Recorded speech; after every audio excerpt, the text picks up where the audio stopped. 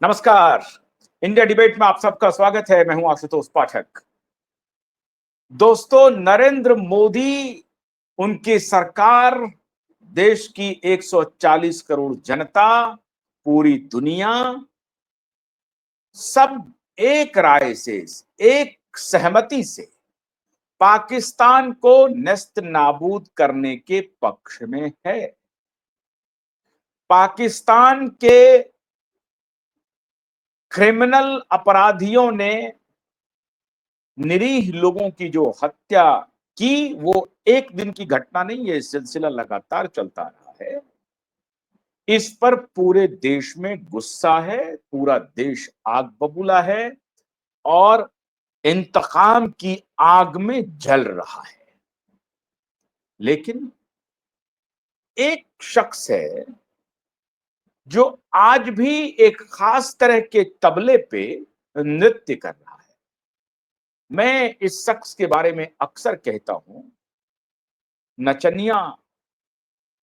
इन्होंने कभी पत्रकारिता भी की, आज भी ये सामना के संपादक हैं। लेकिन ये एक जिम्मेदार जनप्रतिनिधि हैं, सांसद हैं। जनप्रतिनिधि तो नहीं है, राज्यसभा से चोर दरवाजे से घुस गए हैं। राज्यसभा जो कभी हम लोग जिसे उच्च सदन कहते हैं, आज उस सदन की गरिमा ऐसे नेताओं की वजह से खत्म हो गई। और एक नचनिया नेता की एंट्री अब इन सदनों में हो रही है, ये दुर्भाग्यपूर्ण है। तो एक नेता मुंबई का, वो कह रहे हैं कि सर्वदलीय बैठक हुई, बैठक से बाहर आए, हमने कहा कि हम सरकार के साथ हैं। और लेकिन साथ ही साथ हमने ये कहा कि जो 6 आतंकवादी थे 22 अप्रैल को, जिसने कि हमला किया पहलगाम में, हमारी बहनों के सुहाग को उजाड़ा, धर्म पूछ करके हत्या की, उन 6 को पकड़ के लाना अभी सरकार के की जिम्मेदारी है। और उनको पकड़ के न सिर्फ उनको सजा देनी है, उनको उनको मौत के घाट उतारना है। इस माननीय सज्जन का कहना है कि उसे इंडिया गेट पर लाइए और इंडिया गेट पर ला करके शिनाख्त करवाइए, उन बहनों से शिनाख्त करवाइए कि देखिए क्या यही था जिसने आपका सुहाग उजाड़ा है। और इंडिया गेट पर उसे सबके सामने सजा दीजिए। ये कह रहे हैं ये मुंबई का एक नचनिया नेता। मैंने तो इशारे में कहा, आप शायद पूरी तरह से समझ गए। ये है माननीय संजय राउत, उद्धव और आदित्य ठाकरे का साजिंदा शागिर्द। ये उद्धव ठाकरे और आदित्य की ट्यून पे तबला बजाता है, हारमोनियम बजाता है, नृत्य करता है और अपने मुखार बिंद से वाणी की उल्टी करता है, शब्दों की उल्टी करता है। और जितनी बात ये बोलता है उतनी बार ये समझिए उल्टी है, और उस उल्टी की महक इतनी गंदी है कि पूरा देश उससे हैरान और परेशान हो जाता है। तो इस शख्स ने कहा कि माननीय मोदी जी को वो 6 जो टेररिस्ट थे उनको पकड़ना चाहिए और पकड़ के इंडिया गेट पर लाना चाहिए। बिल्कुल ठीक कहा, बड़ा बहुत अच्छी बात आपने कही है। आपने गुस्से का जो प्रस्तुतिकरण दिया है या प्रकटीकरण किया है, इसके लिए पूरा देश आपके प्रति आभार प्रकट करना चाहता है। लेकिन अब इसी हमारे गंभीर बात बोलने वाले, सदा, जैसा मैंने आपको कहा कि सदा गंभीर बात बोलने वाले, एक बार नहीं सदा गंभीर बात बोलने वाले माननीय संजय राउत ने कभी ये नहीं सोचा कि इधर तो भारत सरकार, मोदी जी रात दिन लगे हुए हैं कि कैसे पाकिस्तान को सबक सिखाया जाए। अमित शाह जी लगे हुए हैं, हमारी पूरी आर्मी लगी हुई है, हमारा पूरा इंटेलिजेंस लगा हुआ है और देश के तमाम लोगों की शुभकामनाएं सरकार के प्रति, सेना के प्रति है। लेकिन एक दो शख्स ऐसे हैं जो इस विपरीत परिस्थिति में लंदन की सैर कर रहे हैं। गर्मियों में वो थोड़ा ठंडे प्रदेश की सैर करने के लिए चले गए हैं। मैंने कल भी आईना दिखाया था, आज मैं फिर कह रहा हूं कि पतित, बेशर्म, राजनीति की पराकाष्ठा अगर किसी को देखनी हो तो ये ठाकरे और उनके चमचों में तलाशें। उद्धव ठाकरे, आदित्य ठाकरे लंदन की सैर कर रहा है और उनका साइकोफेंट संजय राउत यहां पर बयान दे रहा है कि मोदी को 6 आतंकवादी जिन्होंने हमारी बहनों की सिंदूर को उजाड़ा, उनको पकड़ के लाना, ये ऑपरेशन से वो संतुष्ट नहीं है। अरे कौन हो तुम? तुम्हें संतुष्ट करने की जरूरत क्या है? क्या औकात है आपकी? क्यों संतुष्ट करने के लिए भारत सरकार एड़ी चोटी का जोड़ लगाएगा? क्या औकात है संजय राउत आपकी?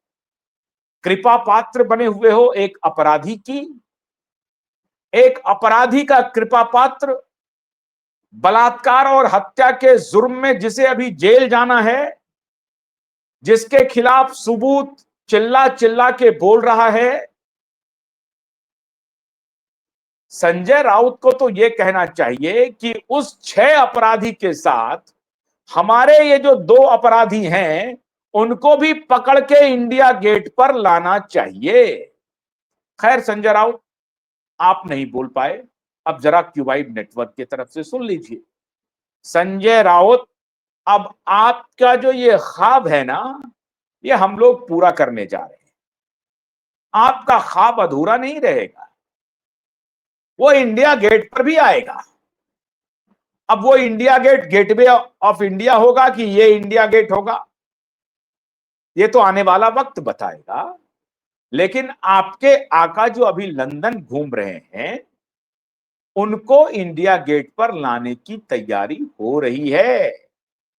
अब वो, जैसा मैंने आपको बताया कि इंडिया गेट या गेटवे ऑफ इंडिया, पकड़ के पब्लिक प्लेसेस पे उनको लाया जाएगा और पब्लिक उनसे पूछेगी कि दिशा और सुशांत के केस में क्या क्या किया तुम दोनों बाप बेटे ने। और जब हमारे देश की सरकार, हमारे देश की पराक्रमी सेना पाकिस्तान को नेस्त नाबूद कर रहा था, तो तुमने ये सवाल क्यों पूछा कि 6 आतंकवादी को पकड़ के ले आइए? अरे इस देश की कानून व्यवस्था को ठेंगा पर रखते रखते अब शर्म आ रही नहीं आ रही है? आज मैं आपको मित्रों ऐसा खुलासा करने वाला हूं जो आपकी आंखें खोल देगा। एनआईए ने इनके खिलाफ एक्शन शुरू कर दिया है। किनके खिलाफ? इन दोनों बाप बेटे के खिलाफ एक विशेष इनपुट है और उस इनपुट की बिना पर मैं ये कह रहा हूं, जो हमारे सूत्र बता रहे हैं कि ये भी जेल जाने की तैयारी कर ले। ये जो संजय राउत जो आपको अभी भाषण दे रहे थे कि वो 6 आतंकवादी को जब तक पकड़ करके सामने नहीं लाएगा तब तक ऑपरेशन सिंदूर कंप्लीट नहीं होगा। इनको सबसे पहले एक बलात्कार का आरोप लगने वाले नेता के बारे में आकर के पब्लिकली बोलिए। असदुद्दीन ओवैसी सरकार के खिलाफ, सरकार के साथ खड़ा है, खिलाफ एक शब्द नहीं बोल रहा। राहुल गांधी सरकार के साथ खड़ा है। इनके प्रदेश के माननीय शरद पवार जी सरकार के साथ खड़े हैं, एक शब्द नहीं बोल रहे हैं, मौन हैं। ममता बनर्जी, अखिलेश यादव, सबके सब मौन हैं, चुप्पी लगाए हुए हैं और जो कुछ अगर बोल रहे हैं तो सरकार के समर्थन में बोल रहे हैं, अपने सेना के समर्थन में बोल रहे हैं। ये एक अकेला, जिसका लगता है दिमाग अपने जगह पर नहीं है, अकेला ऐसा व्यक्ति है जो अपने आका की भाषा बोलते रहता है, और ऐसा लगता है कि वो जो स्क्रिप्ट देता है उधर से, वो स्क्रिप्ट ये पढ़ना शुरू कर देते हैं। तो अब एनआईए की नजर में ये सारे लोग हैं जो डाइचे वेले की भाषा बोलते हैं। अल जजीरा के साथ इनके क्या ताल्लुक हैं, ये पूछे जा रहे हैं। मैंने आपको बताया कि असदुद्दीन ओवैसी सरकार के साथ खड़े हैं, लेकिन आदित्य उद्धव ठाकरे की पार्टी के ये सर्वविदित चमचे माननीय जो संजय जी राउत हैं, ये संजय जी राउत, अभी पिछले दिनों एक खबर आई कि आदित्य और उद्धव ठाकरे के साथ संजय राउत की कोई बैठक हो रही थी, जिसमें मीटिंग में बहुत सारे लोग थे। अब ये कंफर्म तो संजय राउत ही करेंगे, और जिन्होंने सुनते हैं कि पिटाई की, जिन्होंने घर में बंद कर दिया, वही बताएंगे। हम तो नहीं कह सकते हैं। लेकिन महाराष्ट्र की पावर गैलरी में बड़ी चर्चा रही कि संजय राउत की एक बैठक में उनको उठाया गया, उनको बाथरूम में बंद कर दिया गया और मैन हैंडलिंग की गई। अब मैन हैंडलिंग तो अच्छी भाषा है, शायद कहते हैं कि शायद इनके साथ धक्का मुक्की मारपीट भी की गई। अब ये संजय राउत ही बताएंगे सही है या गलत है। लेकिन ये पॉलिटिकल गैलरी में चर्चा आम है कि संजय राउत के साथ अभद्रता की गई, संभवतः उनके साथ मारपीट भी की गई। किसने करवाई, किसने की? उसी उद्धव ठाकरे ने, उसी आदित्य ठाकरे ने। फिर भी इनको कुछ समझ में नहीं आया। अभी भी ये प्रधानमंत्री को कह रहे हैं कि, सरकार को कह रहे हैं कि 6 आतंकवादी को पकड़ के लाइए और इंडिया गेट पर लाइए। इनकी भाषा देखिए। कल मैंने आपको राज ठाकरे के बारे में बताया था, आज इनके बारे में बता रहा हूं। खबर मिली है एनआईए की तरफ से कि एनआईए अब उस डिटेल को खंगालने में लग गया है कि आखिर कौन कौन लोग हैं जो पाकिस्तान की भाषा बोल रहा है। स्वरा भास्कर, जुबैर अहमद और बाकी जो लोग हैं, वो सारे लोग कह रहे हैं कि पाकिस्तान पर हमला करना एक तो थोड़ा बहुत हो गया, युद्ध नहीं करना चाहिए, युद्ध समाधान नहीं है। यह सरमन दिया जा रहा है स्वरा भास्कर के द्वारा और उस जुबैद के द्वारा, जो इस्लामिस्ट प्रोपेगेंडा को बढ़ाने की मशीन है। उसका एक ही काम है कि किसी भी प्रकार से नरेंद्र मोदी की सरकार को डिफेम करो। नरेंद्र मोदी की सरकार कुछ भी करे, उसको उसके खिलाफ खड़े हो जाओ। तो वो मोहम्मद जुबैर जो फैक्ट साला की भाषा बोलता है और डेटा लीक्स की भाषा बोलता है, उनकी भाषा में, उनके स्वर में स्वर मिला रहा है संजय राउत और कह रहे हैं कि नहीं, आप हमला कीजिए, आपने हमला किया वो ठीक बात है, लेकिन उस 6 आतंकवादी को पकड़ के लाइए इंडिया के। कभी आपने अपने नेता के बारे में सोचा? कभी दिल पर हाथ रखा कि ये पूछने का नैतिक अधिकार संजय राउत को नहीं है, शिवसेना उद्धव की पार्टी को नहीं है? एक ऐसी निर्लज्ज पार्टी जो खंडित हो चुकी है, खत्म हो चुकी है, तबाह हो चुकी है, उसके नेता पूछ रहे हैं कि आतंकवादी को पहले इंडिया गेट पर ला। तुम्हारी हिम्मत कैसे हुई ये पूछने की, ये कहने की? तुम हो कौन? क्या तुम्हारी उपलब्धि है? पिता पुत्र की कृपा, इसके अलावा कुछ नहीं। क्या उपलब्धि है संजय राउत तुम्हारे? और मैंने इसीलिए मोर्चा खोला है कि ऐसे नेता जो किसी के कृपा पर वहां पर बने हुए हैं, अपनी कोई काबिलियत नहीं, अपनी कोई योग्यता नहीं, ऐसे नेता आकर के पॉलिटिकल एरेना में स्पेस ऑक्यूपाई कर रहा है और अच्छे लोगों की एंट्री को रोक रहा है।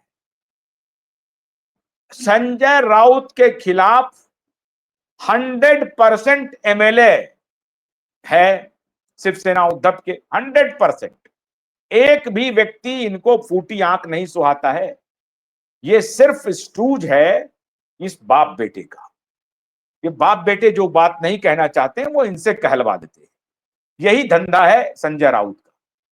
और ऐसे नेता हमारे उच्च सदन की शोभा बढ़ाए, इससे शर्मनाक कोई बात हो नहीं सकती।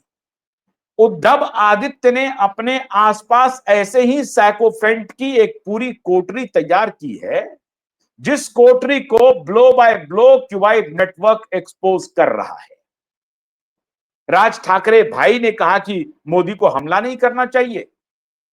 क्यों? बात नहीं बन रही है, कुछ एग्रीमेंट नहीं हो पा रहा है भारतीय जनता पार्टी के साथ। तो एग्रीमेंट अगर नहीं हो तो मुखर हो जाओ, कुछ भी बोलना शुरू कर दो। ये मुस्लिम अपीजमेंट की तरफ बढ़ रहे हैं। इनको ये पता नहीं है कि देश के 25 करोड़ मुसलमान प्रधानमंत्री मोदी के साथ पहलगांव हमले के मुद्दे पर और पाकिस्तान पर हमले के मुद्दे पर मजबूती से खड़े हैं। कुछ देवबंदी फर्जी जो बाबर और औरंगजेब के खानदानी अपने को बताते हैं, तैमूर के खानदानी बताते हैं, उनको छोड़कर। लेकिन बाकी सभी लगभग 99% हमारे मुस्लिम भाई बहन सब मजबूती से पाकिस्तान की इस कुकृत्य के खिलाफ खड़े हैं और पाकिस्तान को वंस फॉर ऑल सबक सिखाने के लिए इकट्ठे हैं। और दुनिया का सबसे बड़ा मुस्लिम कंट्री है भारत, दुनिया का सबसे बड़ा। अरे छोटे मोटे पॉपुलेशन वाले तो बहुत सारे हैं, लेकिन वो मुस्लिम कंट्री अपने ही मुसलमानों, कल विधानसभा में जम्मू कश्मीर विधानसभा का स्टेटमेंट आया और वहां पे फारूक अब्दुल्ला की पार्टी का लोग बोल रहे हैं, नेशनल कॉन्फ्रेंस के लोग, कि मुसलमानों के ऊपर जो ये बदनुमा दाग लगा है उसे धोने का वक्त आ गया है और सबसे पहले सारे मुसलमान इस युद्ध में शामिल हैं। मन से, प्राण से, वचन से, अस्त्र से, शस्त्र से, हर तरीके से भारतीय मुस्लिम एक साथ है। हिंदू और मुसलमान भाई एक साथ मिलकर के इस लड़ाई को लड़ रहे हैं। हमारी सोफिया बहन उस लड़ाई की ब्रीफिंग दे रही है। लेकिन ये कुत्सित मानसिकता के लोग जो अपने आका को इंग्लैंड जाने पर जो भगोड़ा बना हुआ है, भाग गया है, अदालत के आदेश के बाद दोनों बाप बेटा निकल लिया यहां से, क्योंकि इनको शक था कि हमारी गिरफ्तारी हो सकती है। इस शक से बचने के लिए ये दोनों फरार हो गए और यहां पर संजय राउत को जिम्मेदारी दे दी कि और कुछ नहीं तो 22 अप्रैल के हमले और अभी जो भारत हमला कर रहा है उस पर तुम सवाल उठाते रहना। तुम्हें उस 6 आतंकियों की भी खबर जल्दी मिलेगी संजय राउत। ये मोदी की सरकार है। कितना भी दुराग्रह फैलाते रहो, कितना भी दुराग्रह, कितना भी कुप्रचार, कितना भी प्रोपेगेंडा करते रहो कि मोदी तो कुछ नहीं किया, मोदी तो कुछ नहीं किया, मोदी करेगा भी। मोदी का सबूत पूरी दुनिया देगा। और तुम्हारे लाख प्रोपेगेंडा, अब वैसे मुट्ठी भर लोग रह गए हैं विपक्ष में जो प्रोपेगेंडा वॉर में शामिल है। अरे स्वयं असदुद्दीन ओवैसी प्रोपेगेंडा वॉर से बाहर निकल गया, राहुल गांधी प्रोपेगेंडा वॉर से बाहर निकल गया, क्योंकि डर सता रहा है। इनको मालूम है मोदी नहीं छोड़ेगा। मोदी इस बार वंस फॉर ऑल करके पाकिस्तान को सबक सिखा के ही रहेगा। मोदी को मालूम है ये हाईवे और माईवे हमें जाना पड़ेगा। मोदी को मालूम है कि ये उनका जो टेन्योर है ये बहुत ही डेसिसिव टेन्योर है। इस टेन्योर में अपने भारत को संपूर्ण रूप से सुरक्षित बनाना है। ये मोदी ने प्लानिंग बड़ी तगड़ी कर ली है संजय राउत। तुम्हारे जैसे छुटभइये नेता मोदी को चुनौती दें कि 6 आतंकवादी से पकड़ के लाओ, इसके लिए मोदी को ध्यान देने की जरूरत नहीं है। इसके लिए इस देश की 40 करोड़ जनता तुम्हारे स्टेटमेंट को देखेगी और तुम्हें थू थू करेगी, और कर रही है। और मैं तो देवा भाऊ से यह अनुरोध कर रहा हूं, देवा भाऊ अब देखिए इनकी औकात। आप जिनको अभी लूप दे रहे हैं उनको लूप देना बंद कर दीजिए और इनको औकात बताइए। निकले वहां से, ऑल पार्टी मीटिंग से बहुत सारे लोग निकले, सबने संयत अपना स्टेटमेंट दिया। खड़गे साहब तक ने अपना स्टेटमेंट दिया। राहुल गांधी ने कहा कि नहीं, ये वक्त नहीं है बाकी चीजों पर राजनीति करने का। बाहर निकले, वो सर्वदलीय बैठक से बाहर निकले थे। उन्होंने कहा कि ये वक्त नहीं है राजनीति करने का, मैं इस पर राजनीति नहीं करूंगा। हम अपनी सेना के साथ हैं और अपनी सरकार के साथ हैं। सरकार जो भी निर्णय लेगा हम उनके साथ हैं, सरकार जो भी निर्णय लेगी हम उनके साथ हैं। ये लीडर ऑफ अपोजिशन कह रहे हैं। लेकिन ये संजय राउत की असल में मती गई है मारी, जाना है असल में जेल। और बाप बेटे की तरफदारी में ये किसी भी हद तक निकलने की जो कोशिश है माननीय संजय राउत की, तो संजय राउत भी घेरे में है। पूरे देश में अकेला ये पार्टी है जो सवाल खड़ा, इनके आका कह रहे हैं, इनके आका कह रहे हैं हम सरकार के साथ हैं, डर से मोदी के पैर पकड़ रहे हैं इनके आका। और ये देखिए, इनको कोई लाज शर्म नहीं है तो ये कह रहे हैं कि इंडिया गठ पर लेकर के आओ, तब तक हम ऑपरेशन सिंदूर को हम पूरा नहीं मानेंगे। जैसे ये जज हैं कि ये ले पकड़ के लाया है मैं 6 आतंकवादी को, और राउत साहब मिलॉर्ड अब आप फैसला कर दीजिए, इनके पास आएंगे कहने के लिए। अब बेशर्मी की भी कोई हद होती है। उद्धव ठाकरे कह रहा है हम सरकार के साथ हैं, और ये कह रहे हैं कि नहीं, हम तब तक ऑपरेशन सिंदूर को नहीं मानेंगे जब तक वो 6 आतंकवादी वहां आएगा नहीं। अब किसको धोखा दे रहे हो, किसके साथ धोखा कर रहे हो, किसको उल्लू बना रहे हो संजय राउत? पूरा देश देख रहा है, आपकी कारगुजारी को पूरा देश देख रहा है। खबर मिली है कि शिवसेना उद्धव के नेता आदित्य ठाकरे और उद्धव ठाकरे डावोस में, स्विट्जरलैंड में, और ऐसे बहुत सारे टेलीविजन चैनल जो एंटी इंडिया प्रोपेगेंडा चलाने का धंधा करते हैं, उनके संपर्क में आकर के उनकी भाषा बोल रहे हैं। ये डायरेक्ट उनके संपर्क में है अंडरवर्ल्ड के। इसीलिए देश के प्रधानमंत्री को मैंने कल भी जिक्र किया था, आज फिर जिक्र कर रहा हूं कि उद्धव ठाकरे और आदित्य ठाकरे का इमीडिएट कस्टोडियल इंक्वायरी शुरू कीजिए। दिशा के केस में, सुशांत के केस में अलग, लेकिन ये जो फर्जीवाड़ा चल रहा है अल जजीरा के लोगों से या डाइचे वेले के लोगों से या इंटरनेशनल वर्ल्ड माफिया जो है उनके साथ जो इनकी हॉबनॉबिंग चल रही है उनके माध्यम से, आखिर ये क्यों कह रहा है? जैसे पिताजी कह रहे थे, सचिन बाजी की तारीफ कर रहा था, आखिर ये क्यों कह रहा है कि उस 6 आतंकवादी को पकड़ के लाइए इंडिया गेट पे? क्यों? इसे मालूम है कि वो 6 आतंकवादी को भारत सरकार नहीं पकड़ पाएगी, पकड़ेगी भी, सजा भी देगी। अभी जो लश्कर तैयबा के लोग कह रहे थे और हिजबुल मुजाहिदीन के लोग, वो गिड़गिड़ा रहे हैं, हाथ जोड़ रहे हैं, कह रहे हैं कि हमने, हमारी कोई भूमिका नहीं थी पहलगाम अटैक।